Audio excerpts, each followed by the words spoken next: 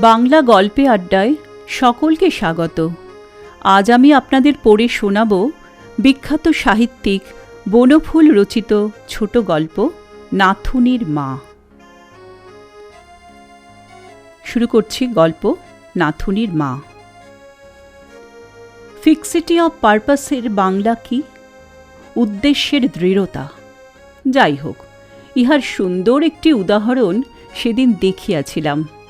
গল্পটি বলিবার পূর্বে লগ্জ কাহাকে বলে তাহাও বোঝানো দরকার।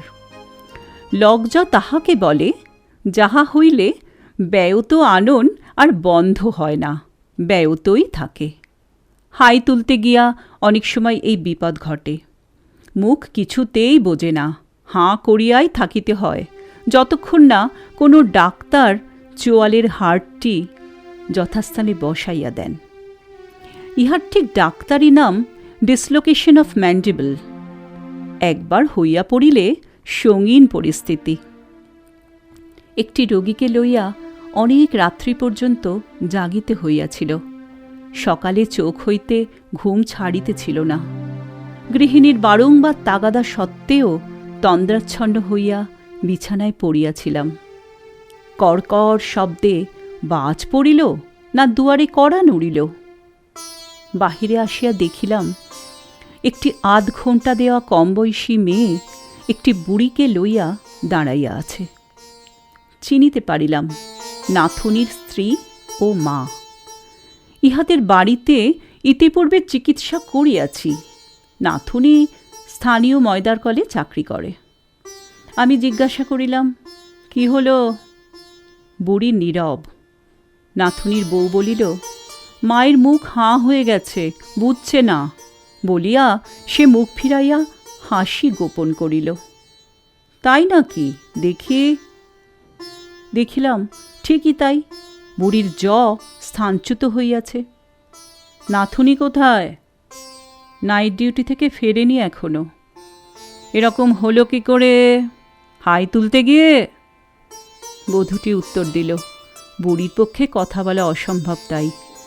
না, হাই তুলতে গিয়ে নয়। তবে এমনি কি করে হবে? কিসের জন্য হাঁ করেছিল? বধূটি তখন ঈষৎ অবনত মস্তকে পায়ের বুড়ো আঙুলের নখ দিয়া মাটি খুঁড়িতে খুঁড়িতে সসংকোচে বলিল, মা আমাকে গাল দিচ্ছিলেন।